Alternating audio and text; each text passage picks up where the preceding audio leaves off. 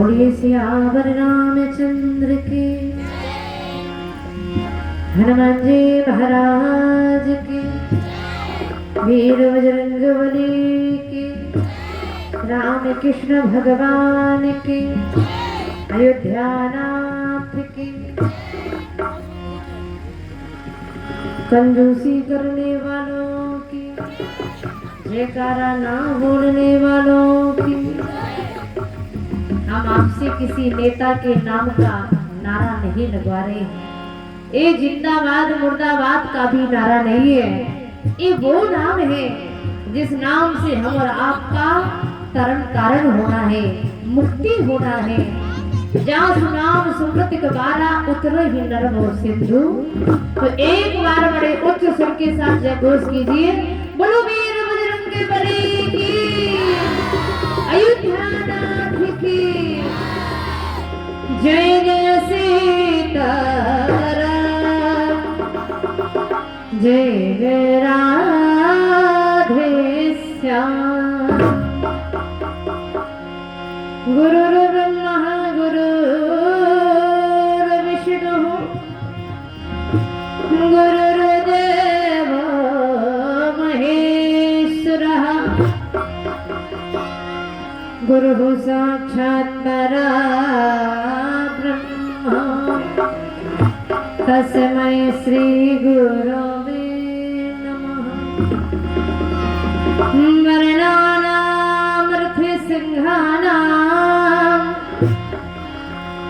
रसानां छन्दसामपि, मंगलानां च कर्तारो वन्दे वाणी विनायको। भवानी संकिरो वन्दे, श्रद्धा विश्वासरूपिणो,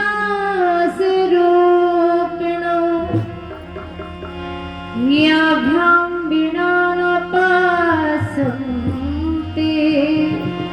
श्रद्धा स्वास्थास्तमेश्वर।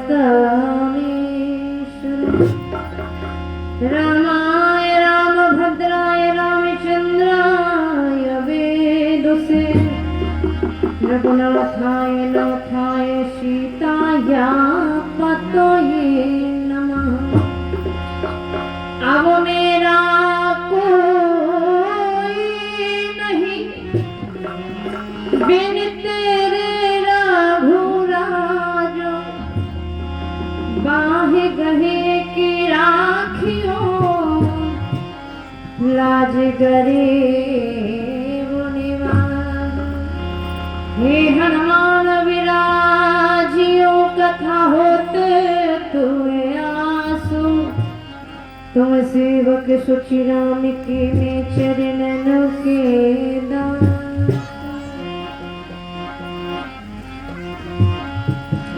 नारायण से जगत में बस दो ही करना काम, मुट्ठी देना अन्न की सुलेना हरि का नाम।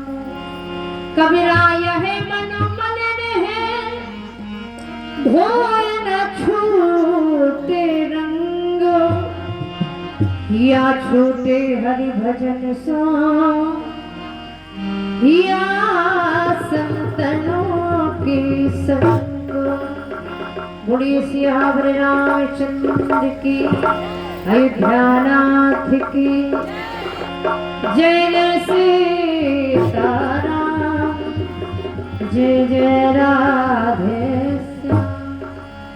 अनंत कोट ब्रह्मांड डायरेक्टर परमात्मा अकारण करना बनाने भक्त वत्सल प्रभु श्री सीताराम जी के पादारविंदों में कोट सा नमन वंदन।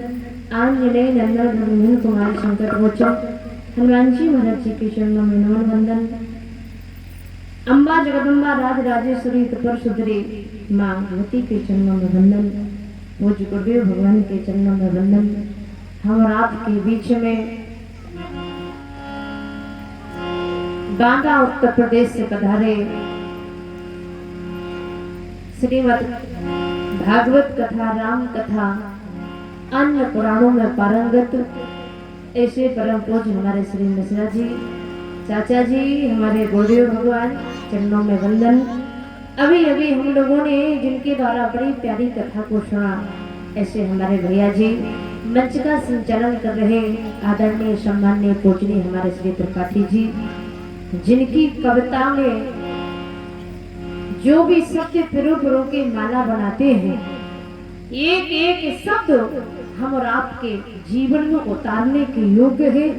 यदि एक ही शब्द जीवन में उतार लिया जाए, समाज शिक्षा पर सुंदर कविताओं के द्वारा हम और आपके हृदय में एक अनूठी जगह बनाए हुए हैं। ऐसे आदरणीय त्रिपाठी जी चाचा जी और हम और आपके बीच में इस पंडाल को गौरवान्वित कर रहे ऐसे आदरणीय सम्माननीय हमारे श्री विधायक जी, हमारे बड़े भैया विजय भैया, उनका पूरा समस्त परिवार, विराजे हुए ग्रामवासी, माताएं बहनें, क्षेत्रवासी, आइए हम लोग मंच की परंपरा के अनुसार एक दो बार भगवत नाम कीर्तन सभी लोग हमारे साथ में गाएंगे। हरे राम राम राम सीता राम राम राम, हरे राम राम राम सीता राम, हरे राम राम राम सीता राम राम राम,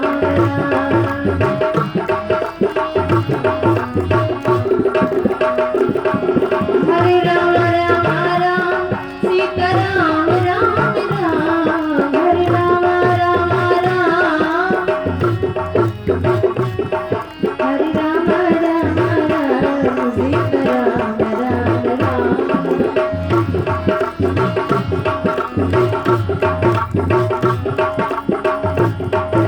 हम देख रहे हैं सभी लोग गा रहे हैं, लेकिन भैया सभी लोग गा रहे हैं, बोल रहे हैं, ताली भी बजा रहे हैं, लेकिन साथ में यदि अनुराग और हो जाए, राग से सभी लोग गा रहे हैं लेकिन अनुराग और हो जाए तो फिर कहना ही क्या है। कुछ लोग कहेंगे क्या करें, हमारा मन ही नहीं लगता है, भजन कर रहे मन ही नहीं लगता है तो क्या करें। लेकिन गोस्वामी जी कहते हैं मन लगेगा तभी गाओ, जरूरी नहीं है तो क्या करें। बोले मन लगे तब भी भगवान का नाम बोलिए और मन ना लगे तब भी बोलिए। तो आप कहोगे मन नहीं लगेगा और भगवान का नाम लेंगे, भजन करेंगे तो क्या लाभ मिलेगा? हाँ बिल्कुल मिलेगा। कैसे लाभ मिलेगा? कहा अगर हम रास्ते में जा रहे हैं और हमारे पैर के नीचे यदि आग का टुकड़ा पड़ा हो, आग पड़ी हो, हमारा पैर अगर उसमें पड़ जाए तो बोलो पैर जलेगा कि नहीं जलेगा? अवश्य जलेगा। अब जिसके पैर जल जाए वो आग से झगड़ा करे कि हमने तो जानबूझ के पैर नहीं रखा है, फिर आपने क्यों जला दिया? उस आग का यही उत्तर होगा, अपना पैर चाहे जान के रखिए या अनजान में रखिए, मेरा काम जलाना है तो मैं तो भी जलाऊंगा ही। उसी तरह से भगवान का नाम मन से लोगे तो भी लाभकारी है, मंगलकारी है, और बिना मन से लोगे तो भी भाई को भाई अनख आलस हो, नाम जपत मंगल देश दसहु। अभी हमारे चाचा जी त्रिपाठी जी बता रहे थे, जो राम में शक्ति नहीं है वो श्री राम के नाम में शक्ति है, क्योंकि राम एक तापस होती है तारी। भगवान राम ने क्या किया है? बोले राम जी ने एक मुनि की पत्नी का तरण किया, लेकिन नाम कोटि खाली कुमति सुधारी। पर भगवान के नाम ने करोड़ों कुमति को सुधार दिया, उद्धार कर दिया। तो ऐसा प्यारा नाम तो सभी लोग गाएंगे, हरे राम राम राम सीता राम राम राम,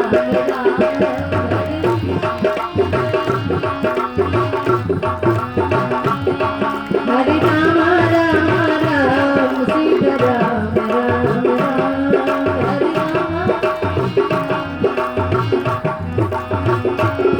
हरे राम राम राम सीता राम राम राम, हरे राम राम राम, हरे राम हरे राम हरे राम राम राम सीता राम राम राम, हरे राम राम राम सीता राम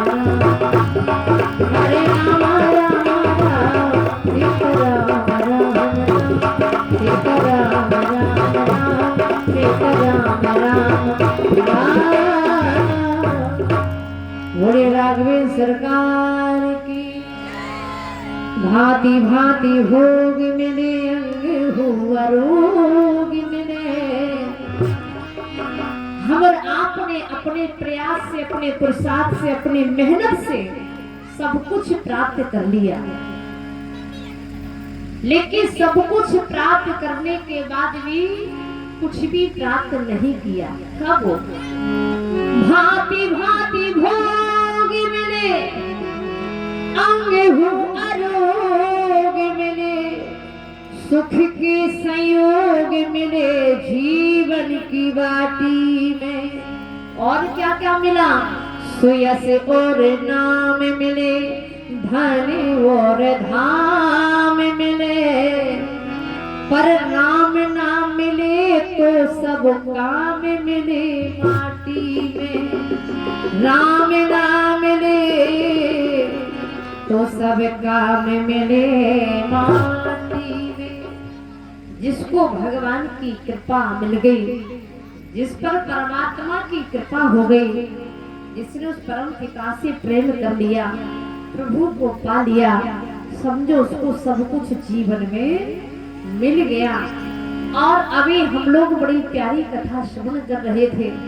मैया पार्वती भगवान शंकर से कथा पूछती है, और आज सारे विश्व को भी जो कथा सुनने का अवसर मिल रहा है, ये हमारी माता पार्वती की विशेष कृपा। सारे विश्व को भगवान की कथा सुनने को मिल रही है। क्यों? क्योंकि मैया पार्वती जाती है और कहती क्या है, भोले बाबा हमें दुनियादारी की बातें नहीं सुनना है, तो क्या सुनना है? बोले हमें भगवान की कथा सुनना है। पार्वती भलो अब सर जानी गई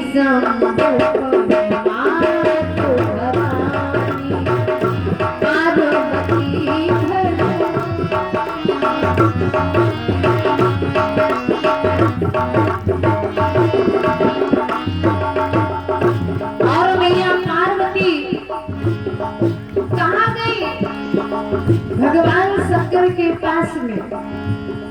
भगवान शंकर ने जैसे देखा पार्वती जी आई है, तो वो भी क्या कर रहे हैं? जानो प्रिया आदरियत कीना, जानो प्रिया आदरियत कीना। बाबू भागिया सनहद दीना, काम भागवा सनहद दीना।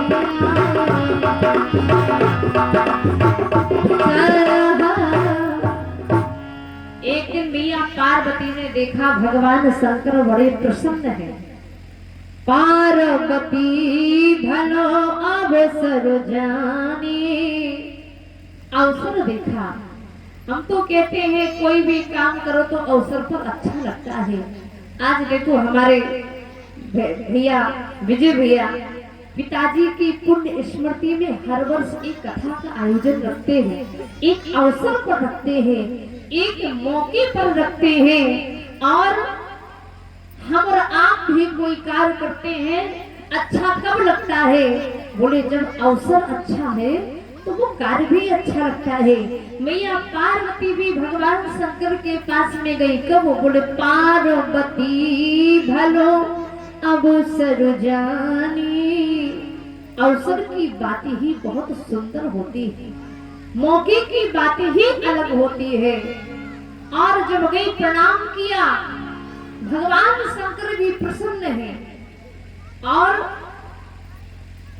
ये मानस का संकेत है, यदि पति प्रसन्न है तो पत्नी कोई भी पति से काम करवा सकती है। यदि पति जो प्रसन्न है, पत्नी अगर कोई बड़ा से बड़ा काम भी कहेगी वो करने के लिए तैयार हो जाए। क्यों? बोले पति प्रसन्न है। और अगर पति प्रसन्न ना हो और पत्नी ही कोई कुछ काम के लिए कहे तो क्या पति करेगा? बोले काम तो छोड़ो, घर में महाभारत और शुरू हो जाएगी। इसीलिए बात मौके की अच्छी होती है। अवसर देखो, मौका देखो, पति प्रसन्न है तो कोई भी काम कहो। लेकिन कुछ देवियां क्या करती हैं, बड़े मौका नहीं देखती हैं, अवसर नहीं देखती हैं, समय नहीं देखती हैं। फिर बड़े पति देव जैसे ही बाहर से घर पर आए और जैसे भोजन करने के लिए बैठे और पत्नी ने घर की महाभारत सुनाना शुरू कर दिया। आज सास ने ये कहा, फिर मैंने ये कहा, फिर ये हुआ, फिर वो हुआ, दुनिया भर का। अब बताओ, अवसर तो देखो, मौका तो देखो, कहने का समय है कि नहीं है। किसी ने तो कहा जब बेचारे पति देव भोजन करने बैठते हैं उसी समय क्यों पत्नी घर की बातें कहा करती है। तो एक देवी जी ने कहा उसका भी एक कारण है। क्या कारण है? बोले हमें पता है जब तक पति देव भोजन करेंगे तो कहीं भागने वाले नहीं है, क्योंकि भोजन को छोड़ के जाएंगे नहीं।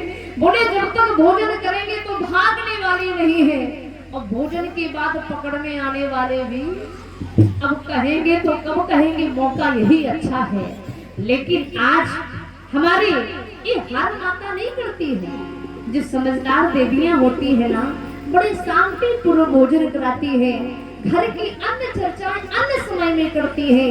लेकिन आज माता पार्वती मानो संकेत कर रही है, कुछ भी पूछना है तो पहले मौका देखो, प्रसन्न होना चाहिए ना पति देव को। मैया पार्वती ने प्रसन्नता में देखा और जाकर के भगवान की कथा पूछती, संसार की बातें नहीं पूछी, ये नहीं पूछा बोले बाबा तुम्हारे 2-4 प्लाट पड़े हैं कि नहीं, घर मकान है कि नहीं, कैसी शमशान में रहेंगे, दुनियादारी की बातें नहीं पूछा, तो कथा पूछी। अब बोले आज की देवी कोई होती तो बोले विदा होके आती है तो पूछती है ये बताओ तुम्हारा बैंक बैलेंस कितना है, 2-4 मकान रायबरेली में है कि नहीं है। लेकिन मैया पार्वती हमें कथा सुना दो भोले बाबा। पूछे रघुपति तथा प्रसंगा, सकली लोक जग पावनी गंगा, सकली लोक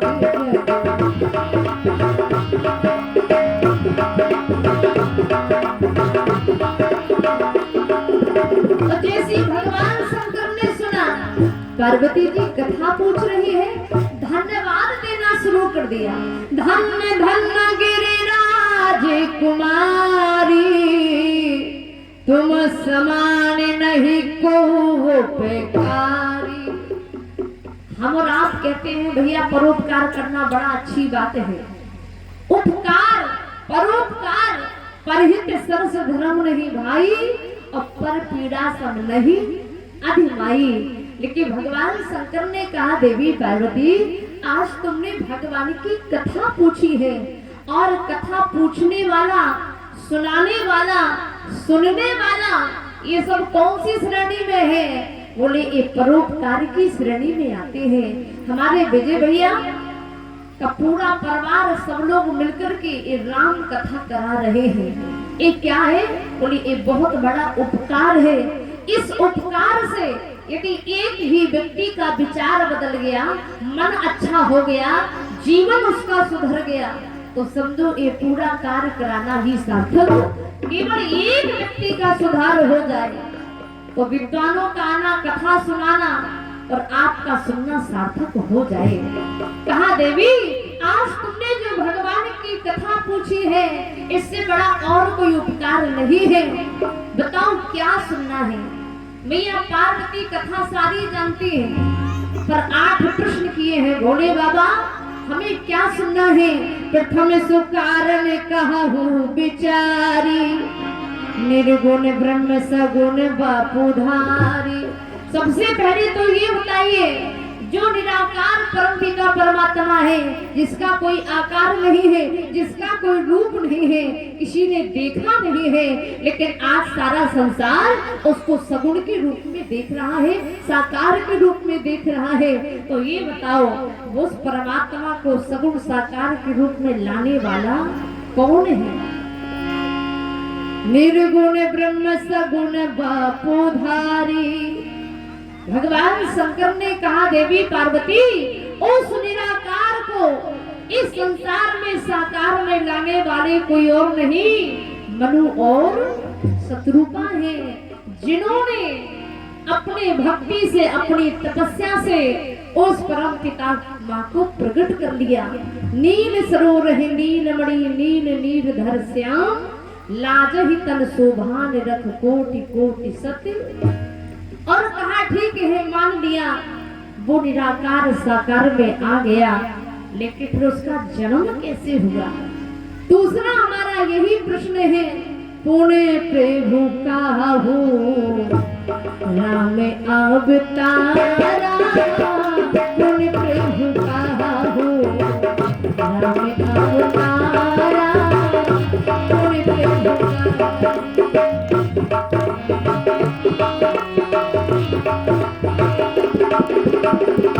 बाले चरित पुण्य कहु उदारा, बाले चरित पुण्य कहु उदारा।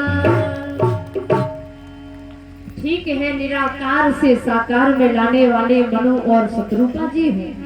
अभी हम भैया जी के द्वारा सुन रहे थे, राम जन्म के हित अनेका, उसका अवतार कैसे हुआ? बोले वो परमात्मा अनेक कारण से आया, लेकिन आया कैसे, लाने वाले कौन है? तो मनु महाराज कहा, जिसमें मनु और शत्रुपा जी ने अपने भक्ति के बल पर उस परमात्मा को निराकार से साकार में खड़ा कर दिया, प्रकट कर दिया, तो भगवान ने मनु महाराज से कहा था, हमसे वरदान मांग लो। मनु महाराज ने कहा था, सरकार हमें कुछ नहीं चाहिए, जिसे आपका दर्शन हो जाए, जिसे आपका साक्षात्कार हो जाए, उसे क्या कोई कामना रह सकती है? बोले नहीं रह सकती है। अरे जीव की कामना तब तक कामना है जब तक भगवान का साक्षात्कार नहीं हुआ। लेकिन कहा मैं जहाँ जाता हूँ तो कुछ ना कुछ दे करके जरूर आता हूँ, तो मैं तो मांगना ही पड़ेगा। तो मनु महाराज ने क्या मांगा? दान शिरोमणि कृपा निधि, नाथ कहूँ सती भाव, चाहूँ तुम ही समान सुत, प्रभु सन कवन दुरान। मांगा तो क्या मांगा? बोले भगवान को ही बेटे के रूप में मांग लिया। और कहा, जब मनु महाराज ने भगवान को बेटे के रूप में मांग लिया तो कहा, प्रभु बेटा तो बनोगे, पर कब बनोगे, कहाँ बनोगे? कहा, जब हुई है अवध भुआल तब में हो तुम्हार सुत। जब तुम त्रेता में महाराज दशरथ बनोगे और ये शत्रुपा जी मैया कौशल्या बनेंगी, और उस समय मैं तुम्हारे यहाँ बेटा बनकर के अवश्य आऊंगा। तो आया कैसे वो परमात्मा का? जब वही मनु महाराज आज त्रेता में महाराज दशरथ भी बन गए, लेकिन इनकी भी तीन रानियां हैं, लेकिन जन्म भगवान का नहीं हुआ। यहाँ तक कि हमारे विद्वान तो यहाँ तक कहते हैं कि महाराज दशरथ की उम्र 60,000 वर्ष की हो गई, इसके बाद भी पुत्र की प्राप्ति नहीं हुई। किसी ने कहा, महाराज आपको चिंता नहीं हो रही है? अरे हमारे घर में अगर बेटे का विवाह हो जाए तो 2-4 साल हो जाए तो सास ससुर को चिंता, माता पिता को चिंता होने लगती है, और अगर 4-5 साल से 8-10 साल हो जाए तो बोले फिर सभी को चिंता होने लगती है कि क्या कारण है। लेकिन जिन महाराज दशरथ की उम्र 60,000 वर्ष की हो गई तो बोलो उसके पहले चिंता होनी चाहिए कि नहीं होना चाहिए? होनी चाहिए ना। लेकिन गोस्वामी जी ने कहीं नहीं लिखा है कि इसके पहले भी चिंता हुई, इसके पहले गुरुजी के पास गए, कोई वर्णन नहीं कर रहे हैं। लेकिन वर्णन कब कर रहे हैं? बोले एक बार रामचरितमानस में जहां जहां एक बार आया है, समझो वहां वहां कोई ना कोई घटना विशेष घटी है। आज महाराज दशरथ जी का बुढ़ापा आ गया, लेकिन पुत्र की प्राप्ति नहीं हो रही है। भगवान शंकर कथा सुना रहे हैं, देवी भगवान का जन्म कैसे हुआ? राम जन्म के हेतु अनेका, और उन कारणों में हेतु में आज भगवान को अवतार लेके आना पड़ा, क्योंकि कारण क्या बन गया? बोले कारण ये बन गया कि एक बार महाराज दशरथ जी को गलानी हुई। लेकिन आप लोग बड़े अच्छे श्रोता बैठे हैं, आप लोग भी जरा विचार करना, जब वो महाराज दशरथ की उम्र इतनी हो गई है, इसके पहले क्यों गुरुजी के पास नहीं गए? इसके पहले भी तो जाना चाहिए। किसी ने महाराज दशरथ जी से कहा, महाराज आपको चिंता नहीं है? अरे चिंता होना चाहिए ना, पुत्र नहीं है, रघुवंश कैसे आगे बढ़ेगा? लेकिन महाराज दशरथ जी ने कहा, चिंता हमें इसीलिए नहीं है क्योंकि जब मैं मनु के रूप में था, भगवान ने मुझे वरदान दिया था कि मनु महाराज मैं तुम्हारे यहाँ त्रेता में बेटा बनकर के आऊंगा। और जब उन्होंने कहा था कि बेटा बन के आऊंगा, तो फिर हमें चिंता करने की क्या जरूरत है? अरे भगवान तो सत्यनारायण है, भगवान तो झूठ बोलते नहीं है। और जब उन्होंने कहा है कि मैं बेटा बन के आऊंगा, तो जब उनकी मर्जी होगी तो आ जाएंगे, हमें चिंता करने की क्या आवश्यकता है? तो फिर भगवान से पूछा, जब आपने कह दिया कि मैं बेटा बन के आऊंगा, तो फिर आप जाने में देरी क्यों कर रहे हो? तो भगवान ने जानते हो क्या उत्तर दिया? कहा मैं तो आज भी जाने के लिए बैठा हूँ, तुरंत जाने के लिए बैठा हूँ, फिर क्यों नहीं जा रहे हो? कहा बात ये है, मैं इसीलिए नहीं जा रहा हूँ क्योंकि आज तक संसार में मैं किसी को डायरेक्ट नहीं मिला हूँ। अगर मेरी प्राप्ति, भगवान ने कहा अगर मेरी प्राप्ति होती है जीव को, तो या तो गुरु के माध्यम से होती है, या संत के माध्यम से होती है, या आचार्य के माध्यम से होती है। हम और आप गुरु क्यों बनाते हैं, आचार्य क्यों बनाते हैं? भगवान की प्राप्ति उन्हें जब भी होगी तो आचार्य गुरु और संत के माध्यम से होगी। तो भगवान ने कहा मैंने वचन तो दिया था, लेकिन जब तक इनके जीवन में गुरु की कृपा नहीं होगी, संत की कृपा नहीं होगी, तब तक भगवती की भी कृपा होने वाली नहीं है। तो गुरु कौन है? बोले गुरु वशिष्ठ जी हैं।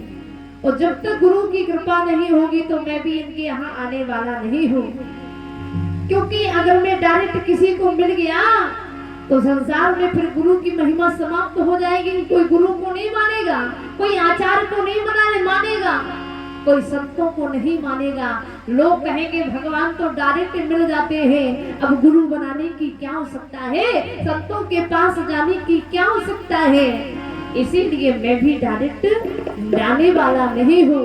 तो किसी ने कहा कि अगर गुरु के द्वारा भगवान मिलते हैं तो गुरु तो उनके दरबार में भी रहते हैं। गुरु वशिष्ठ जी अरे रोज रहते हैं, रोज दर्शन होते हैं, उन्होंने फिर क्यों नहीं कहा है?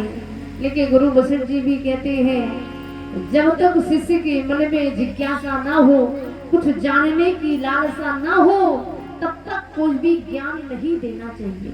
गुरु चाहे जितना बड़ा विद्वान हो, लेकिन जब तक वो शिष्य के मन में जिज्ञासा नहीं है, तब तक उसे ज्ञान भी नहीं देना चाहिए।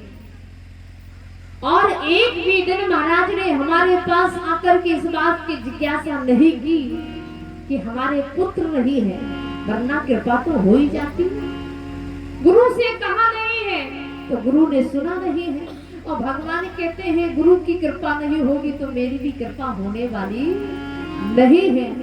इसीलिए हमारे यहाँ भगवान की महिमा बाद में, गुरु की पहले है। और अगर गुरु और गोविंद को खड़ा कर दिया जाए तो हम लोग स्तुति करते समय क्या करते हैं? बोले गुरु गोविंद दो खड़े काके लागो पाए, पर बलिहारी गुरु आपने गोविंद दियो बतायो। कहा हम प्रणाम करेंगे, धन्यवाद देंगे गुरुदेव को। गुरुदेव अगर आप नहीं होते तो गोविंद की भी कृपा मिलने वाली, गोविंद के बारे में हम नहीं जान पाते। इसीलिए गुरु की कृपा होना बड़ा जरूरी है, संत की कृपा होना बड़ा जरूरी है। लेकिन भैया अगर गुरु अच्छे मिलेंगे तो वो हरि से मिला देंगे, अगर गुरु ही कलयुग वाले होंगे तो बोलो क्या हरि से मिलाएंगे? नहीं मिलाने वाले हैं। इसीलिए आज के समय में गुरुओं से भी भैया सावधान रहने की आवश्यकता है। कई तो ऐसे गुरु मिलते हैं जबरदस्ती कान फूंक देते हैं और बस यही कहेंगे रास्ते में जाते जाते, गुरु गलियन गलियन फिरे मोरी दीक्षा ले हो, और स्वर्ग जाए चाहे नरक जाओ हमें रुपया। अब बताओ इनसे क्या कल्याण होगा? नहीं होने वाला है। एक बार तो एक कलयुग का गुरु जबरदस्ती एक व्यक्ति को पकड़ा, बोले बैठो चेला राम, आज से हम तुम्हें गुरु बना, अपना शिष्य बना रहे हैं। लेकिन बोले हमारे पास तो कुछ देने को है नहीं। बोले ना रहने तो ऐसे ही कान फूंक देंगे। और जैसे ही कान फूंका, दीक्षा दी और कान फूंकने में कहा, बोले जाओ चेला जी, दीक्षा में हमने तुमको भगवान विष्णु का बैकुंठ धाम दे दिया। चेला भी बड़ा होशियार था। जैसी दक्षिणा का नंबर आया तो गुरु ने कहा चेला राम कुछ निकालो, माल पानी रुपया भैया निकालो।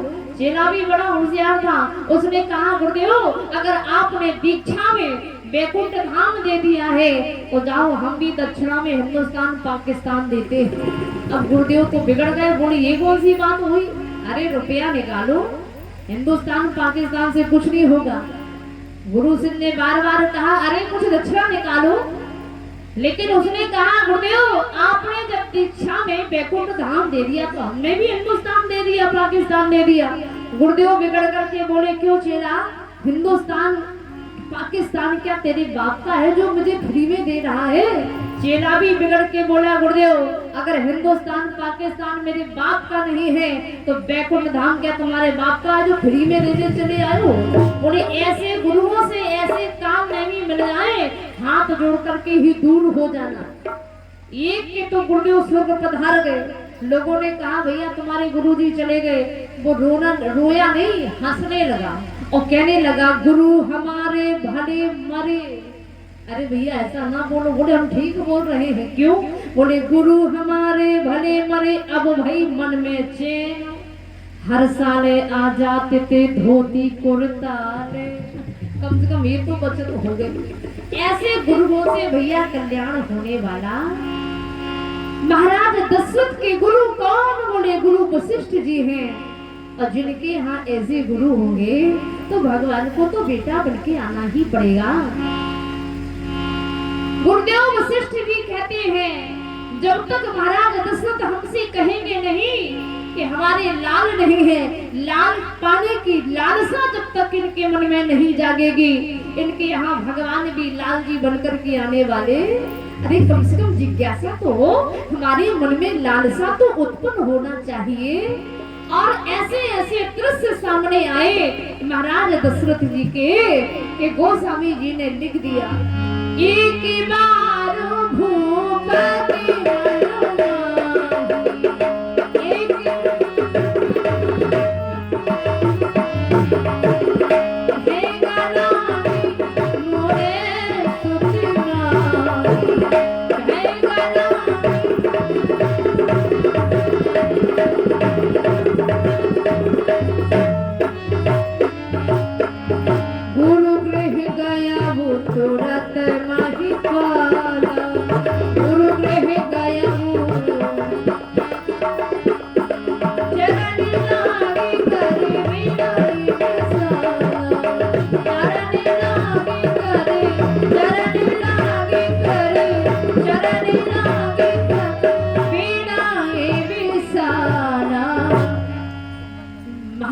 दशरथ जी को एक बार गलानी हुई।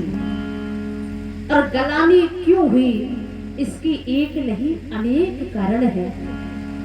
ऐसे सामने दृश्य दिखाई पड़ गए, उनको बस ये लगा आज मेरे भी पुत्र होता, मेरे भी पुत्र होता।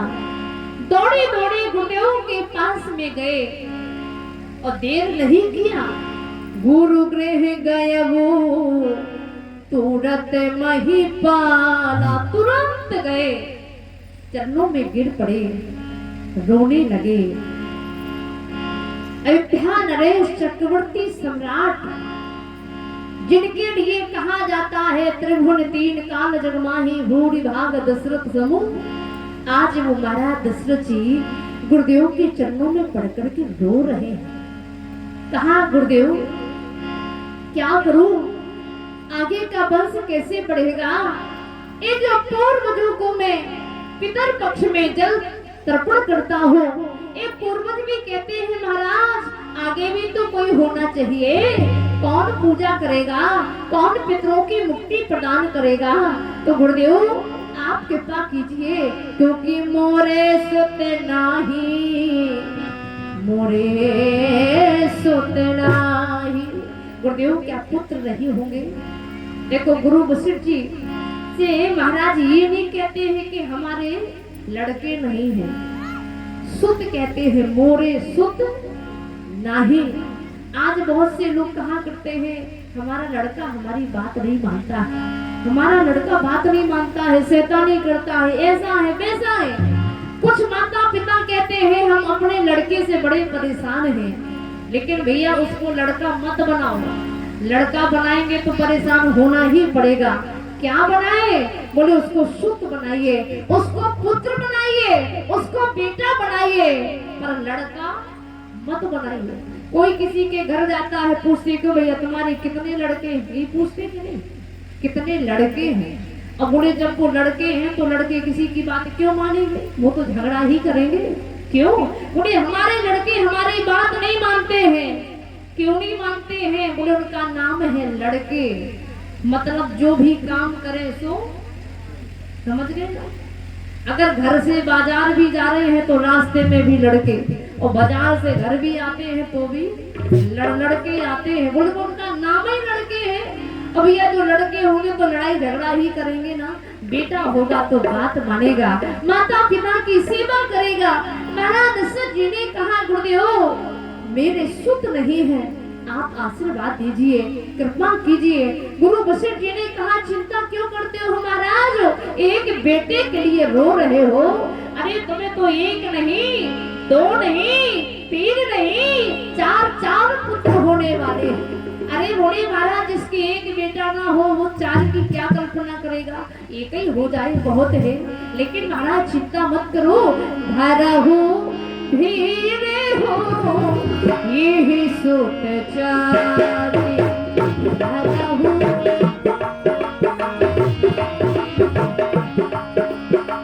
त्रिभुवन विदित जगत भयहारी,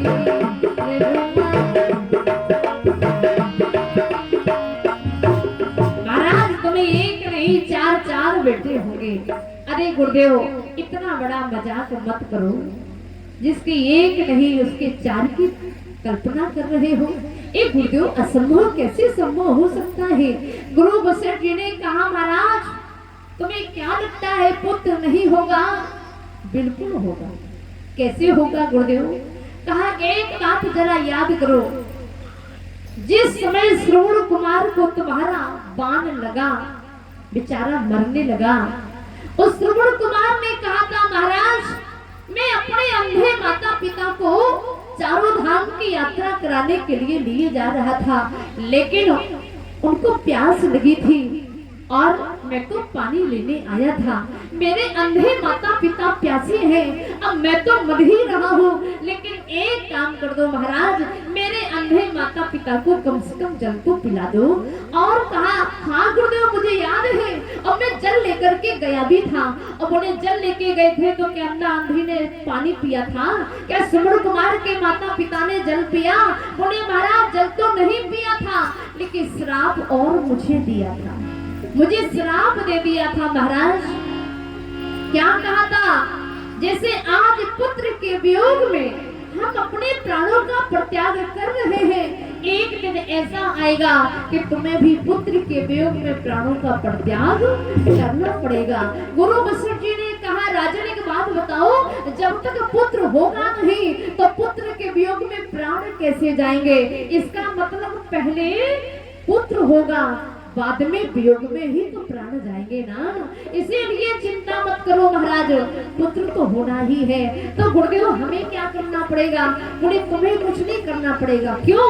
बोले कहा जो गुरु की शरण में आ जाता है तो सारी जिम्मेदारी गुरु की हो जाती है। अब मेरी शरण में तुम आ गए हो, अब जो भी करना है तो हमें करना है, तुमको कुछ नहीं करना है।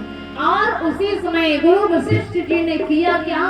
श्रृंगी से ही वशिष्ठ बुलावा, श्रृंगी से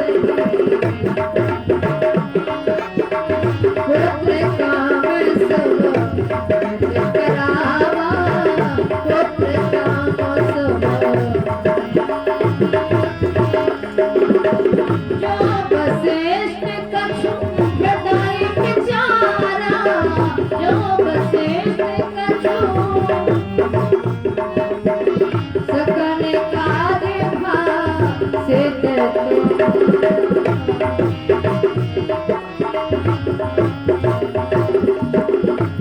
ऋषि जी को बुलाया गया, यज्ञ शुरू हुआ। और जब यज्ञ शुरू हुआ, गुरु वशिष्ठ जी आहुति दे रहे हैं। प्रेम भगत मुनि आहुति दिए और प्रगटे अग्नि चरु कर अग्नि देव खीर लेकर के प्रकट हुए, हब लेकर के प्रकट हुए। और महाराज दशरथ जी से कहा ये जो खीर है, ये खीर तीनों रानियों में दे दो। आज महाराज दशरथ जी ने वो खीर ली और तीनों रानियों में बांट दी। बंटवारा देखना कितना गजब का किया है। अर्ध भागी कौशल्य ही दीना, जो खीर रखी है उसका आधा भाग किया, और जो आधा किया तो आधा दे दिया मैया कौशल्या जी को, और जो आधा बचा उसके भी दो भाग किए और दो भाग कर दिए। तो एक दे दिया केकई के हाथ में, और जब तीसरा बचा था तो तीसरा कौशल्या जी को भी दे देना चाहिए, बंटवारा हो चुका था। लेकिन महाराज इन सब क्या करते हैं, आधा कौशल्या जी को दिया और जो आधा बचा उसका आधा किया, एक दिया केकई को, जो आधा बचा लास्ट वाला बोले उसके भी दो भाग किए। और महाराज दशरथ जी ने अपने हाथ से नहीं दिया। कहा महाराज इसके दो भाग क्यों कर रहे हो? महाराज दशरथ जी ने कहा बात ये है, देखा जाए तो रिश्ते में ये सौत है, सौत है ना। ये घर में तो बोले दरानी जेठानी की नहीं बनती है, और सौत सौत की कहां से बन जाएगी? अभी तक बनती रही, आगे पता नहीं बनेगी कि ना बने। तो इसलिए पहले से व्यवस्था करनी पड़ेगी ताकि आगे चल करके इनके बीच में कोई बैर भाव ना आए, लड़ाई झगड़ा ना हो। तो महाराज दशरथ जी अपने हाथ से खीर नहीं देते हैं, क्या करते हैं? बोले एक रख दिया केकई के हाथ में और एक भाग रख दिया कौशल्या जी के हाथ में। तो क्यों रख दिया?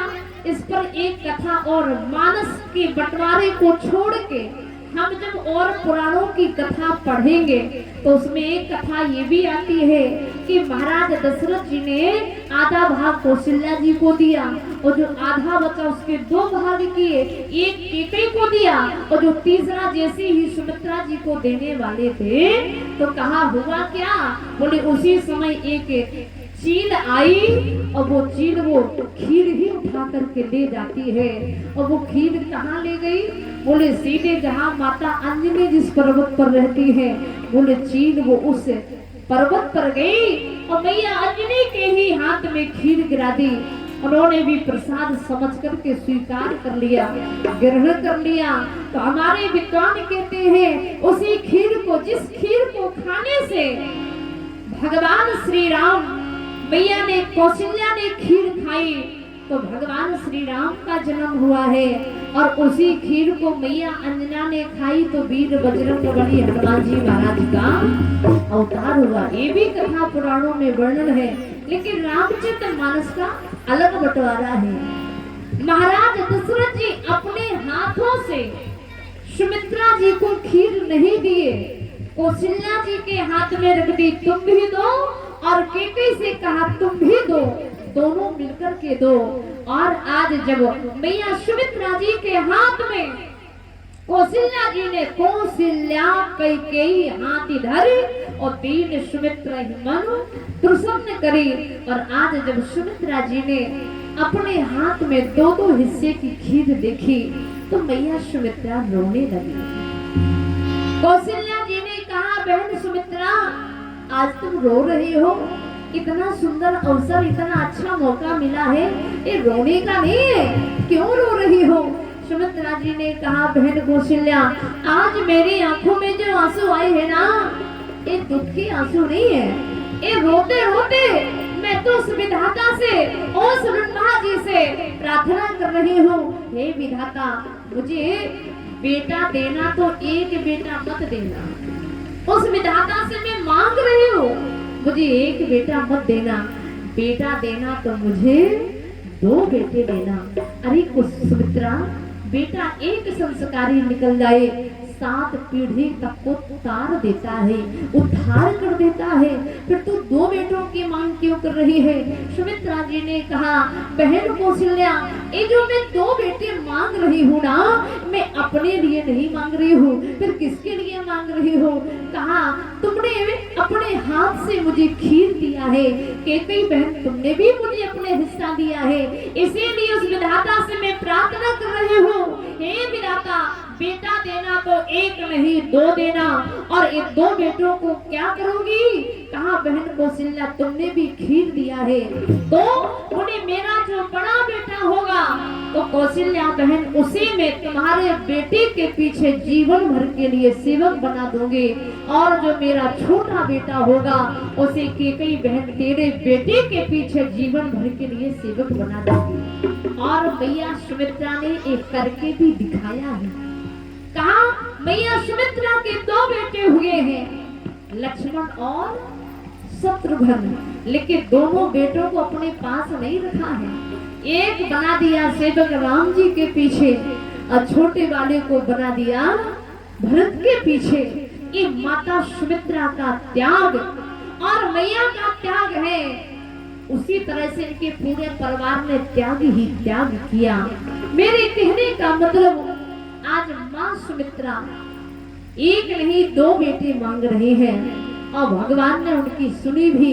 आज खीर खाई, 9वां महीना हुआ, दिन के 12 बजे चैत की 9वीं तिथि के दिन माँ कौशल्या के भवन में आज भगवान चतुर्भुजी रूप में प्रकट हुए हैं। और भगवान केवल चतुर्भुजी रूप में केवल मैया कौशल्या के भवन में नहीं हुए हैं, आज हमारे राजापुर की धरती में भी हो रहे हैं। इसीलिए आइए हम सब लोग भगवान का स्वागत करेंगे, सम्मान करेंगे, और जिसको स्तुति आती हो तो गाइए, और ना आती हो तो हमारे साथ में ताली बजाइए। सुर समूह विनती करी पहुँच निज निज धाम, जग निवास प्रभु प्रगटे अखिल लोक विश्राम। भय प्रगट कृपाला दीन दयाला कौशल्या हितकारी, हर्षित महतारी मुनि मनहारी, अद्भुत रूप विचारी, अद्भुत रूप विचारी।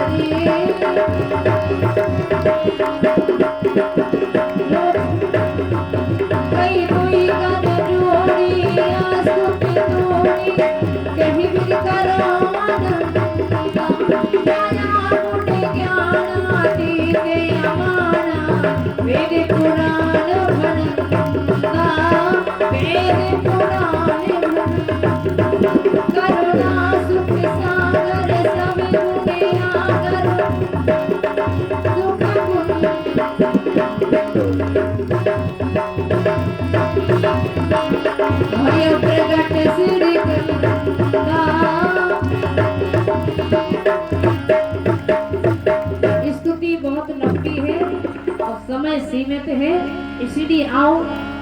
और अंत में मैया कौशल्या ने जब स्वरूप देखा, माता पुण्य बोली सोमति डोली तजहु ताति यहि रूपा की जैसे सुलीला अति प्रिय शीला जय सुख परम अनुपा। मैया ने जैसी देखा हाथ जोड़ लिए स्तुति करने लगे। मैया ने कहा प्रभु आप आ गए। भगवान ने कहा जब आप शत्रुपा के रूप में थी मैंने तभी कहा था माँ मैं आपके यहाँ बेटा बन के आऊंगा, आप जब कौशल्या बनोगे मैं आ गया। तो कहा प्रभु आपने कहा था कि मैं बेटा बन के आऊंगा, पर ये नहीं कहा था कि पिताजी बन के आऊंगा। मतलब अरे बोले बेटा जो होता है वो रोता है बोलता नहीं है। आप तो टपर टपर बातें कर रहे हो, तो क्या करूं मैं, जैसा हूँ वैसा आ गया हूँ, क्या करना है। कहा बस छोटे बन जाओ। भगवान बोले छोटे बन जाए, कितने बन जाए। बोले ज्यादा नहीं, इतने बन जाओ जितना बालक का जन्म होता है। कितने? बोले 1.5 बीता के बन जाओ। हमने बूढ़ी बूढ़ी माताओं से भी सुना है, बोले बालक का जन्म होता है तो 1.5 बीता का होता है। अब सयानों की बात तो सही होती है। भगवान बनके छोटे बन गए। अब तो कोई शिकायत नहीं है मैया। मैया ने कहा भी एक शिकायत और है। कौन सी शिकायत है? बोले रोना तो शुरू करो। क्यों? अरे बोले रोना पड़ेगा, बालक का जन्म होता है तो रोना तो पड़ेगा ही ना। भगवान बोले हम पर कोई संकट थोड़ी आया, कोई विपत्ति थोड़ी आई जो हम रोए। अरे भाई रोते तो वो है जिन पर संकट आता है, हमको रोना नहीं आता है। मैया ने कहा बात सत्य है, रोते वो है जिन पर संकट आता है, लेकिन प्रभु अपने पर संकट आने पर सभी रोते हैं, लेकिन आप ही तो एक ऐसे कृपा निधान है, दया निधान है। संकट भक्त पर आता है लेकिन आंसू आपकी आंखों में आते हैं। इसीलिए आपके भक्तों ने आपको रो रो करके पुकारा है। जय जय सुरनायक जन सुखदायक प्रणति पावन भगवंता वो दो हिजकारी जय असुरारी सिंधु सिता पीतमता। आपके भक्तों ने रो रो करके पुकारा है तो उनके दुख दूर करने के लिए रोना शुरू कीजिए ना। भगवान ने कहा ठीक है मैया, आप कहते हैं तो रोना शुरू करता हूँ। अब भगवान रोए तो कैसे रोए? जब कोई बालक जन्म लेता है रोता है, रोएगा चुप हो जाएगा, रोएगा चुप हो जाएगा, लेकिन भगवान जब रोए है ना बीच में ब्रेक भी नहीं लिया, रोते गए रोते गए। सुन वचन सुजाना रोदन ठाना वही बालक सुर भूपा ए चरित जे गावहि हरि पद पावहि तीन परहि भव। भगवान के जन्म की कथा को जो सुनते हैं, जो गाते हैं, ए चरित जे गावहि हरि पद पावहि तीन परहि भव। राम जन्म के हेत अनेका भगवान किस लिए आते हैं? बोले विप्र धैर्य सुर संत हित लीन मनुज अवतार निज इच्छा निर्मित तने माया गुण गो। आज वो परमात्मा महाराज दशरथ के यहाँ छोटा रूप में, बच्चे के रूप में वो परमात्मा भी बन गया। भगवान कहते हैं कोई बुलाने वाला तो हो, हम तो बेटा बनने के लिए भी तैयार हैं, हम तो सब कुछ करने को तैयार है, पर कोई बुलाने वाला भी होना चाहिए। आज महाराज दशरथ जी को सुनाई दिया, जाकर नाम सुनत सब होई और मोरे ग्रह आबा प्रभु सोई। दशरथ पुत्र जन्म सुनी काना मानव ब्रह्मानंद समाना। आज जैसे लोगों को पता चल रहा है यहाँ 1 नहीं 2 नहीं 3 नहीं 4 पुत्रों का जन्म हुआ है, तो सभी अयोध्या के नर नारी महाराज के भवन में बधाई लेकर के आ रहे हैं। और पूज्य हमारे महाराज जी का भी आगमन हो गया है। एक बार करतल ध्वनि के साथ सभी लोग मिलकर के पूज्य महाराज जी का सम्मान करेंगे। बोलो सियावर रामचंद्र की। अब भगवान श्री राम का जन्म हो गया है, तो और समय भी बिल्कुल 2-3 मिनट बचा हुआ है, तो आइए जल्दी में एक बधाई, क्योंकि जन्म हो बधाई ना हो ऐसा कैसे हो सकता है। आइए सब लोग गाएंगे। राजा दशरथ जी के घरवा, राजा दशरथ जी के घरवा आज जन्मे राजा दशरथ जी के घरवा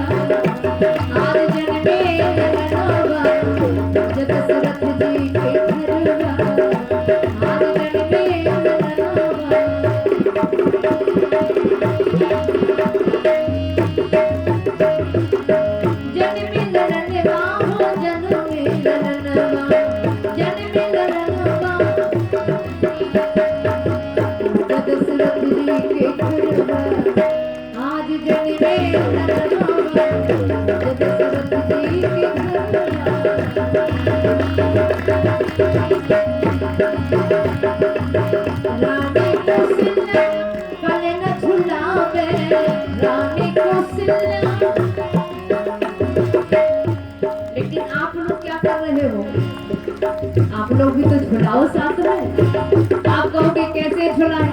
ताली बजाते हुए, गाते हुए। रानी कौशल्या पलना झुलावे, रानी कौशल्या जुग जुग जीव सुललनवा, जुग जुग जीव सुललनवा, आज जग में रतनवा, दशरथ जी के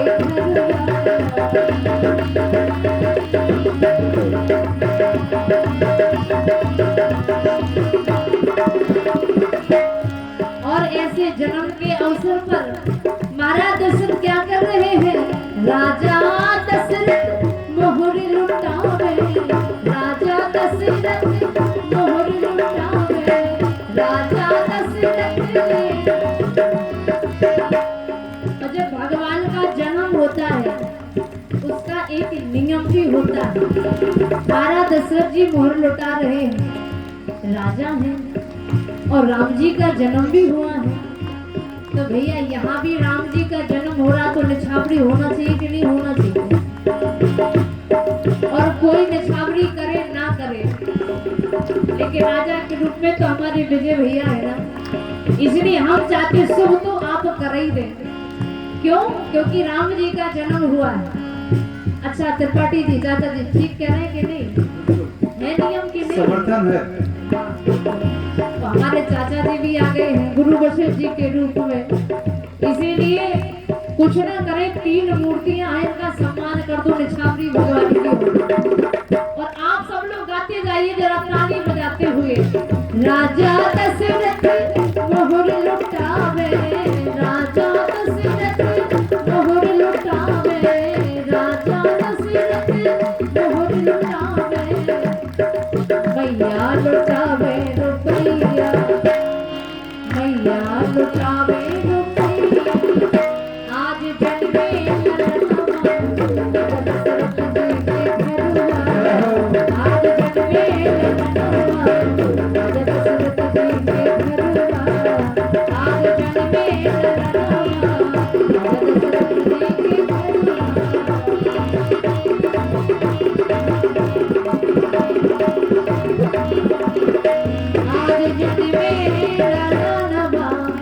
और जब राम जी का जन्म हो गया, त्रिपाठी जी केवल 1 मिनट की बात बड़ी प्यारी बता दे।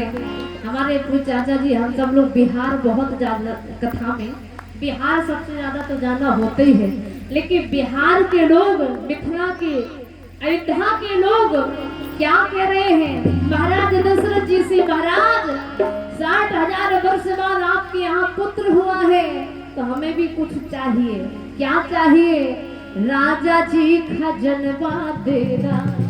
अरे खजाने से कुछ तो कुछ ना निकालो ही। राजा जी खजनवा देना, रानी जी गहनवा देना, राजा जी खजनवा देना, रानी जी खजनवा। और जो भी बजाने वाले थे वो क्या कह रहे हैं? बाजना बजीरा ऐसे, बाजना बजीरा ऐसे, हीरा और रतनवा देना, राजा जी खजनवा। लेकिन ऐसे थोड़ी भगवान का जन्म हो, आप झूम नहीं सकते, वैसे झूमना तो चाहिए, लेकिन कोई बात नहीं, ताली तो बजा ही सकते हो ना, गा तो सकते हो। अच्छा भाइयों से निवेदन है, आपको क्या अच्छा नहीं लग रहा राम जी का जन्म? तो ताली तो बजा ही सकते हो ना, सभी लोग गाए। राजा जी खजनवा देना, राजा जी खजनवा देना, राजा जी खजनवा, रानी जी गहनवा देना, रानी जी गहनवा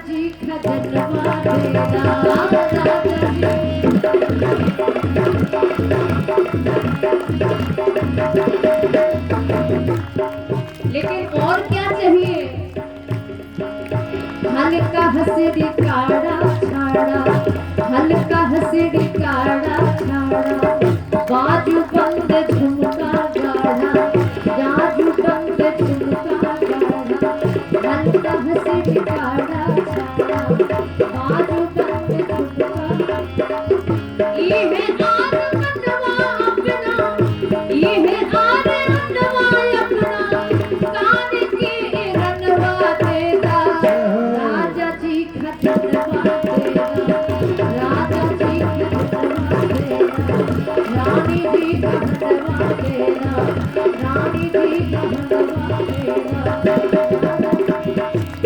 लेकिन एक दासी आई, उसने कहा महाराज हमें हीरे मोती नहीं चाहिए, तुम्हें क्या चाहिए?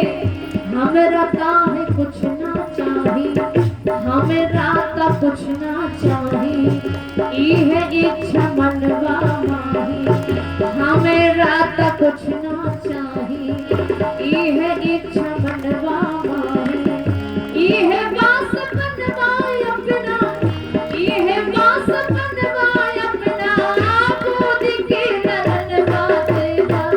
हमें तो एक बार अपने महाराज अपने राम लला गोदी में दे दो, सब कुछ मिल गया। ई है बास मनवा अपना, गोद के नरनवा तेरा, राजा जी खजनवा तेरा, राजा जी खजनवा तेरा, रानी जी खजनवा